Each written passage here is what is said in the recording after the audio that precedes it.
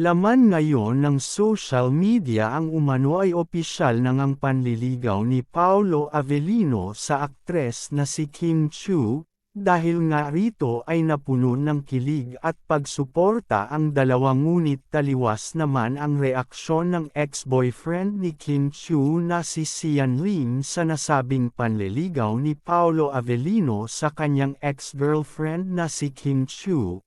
Dahil nga sa balitang ito ay labis na umalma si Sian Lim at sinabi nitong, "No, this can't be happening."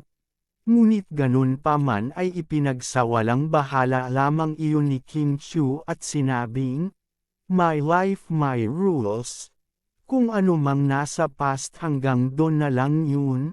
Maraming negatibong komento mula sa netizens ang natanggap ni Sian Lim dahil umano ay nanganggilam parent ito sa kanyang ex na si Kim Chiu at wala na din umano itong karapatan sa aktres dahil matagal na silang wala ng aktres. Labis man na hindi matanggap ni Sian Lim ang pangyayari ay wala pa ring itong magawa.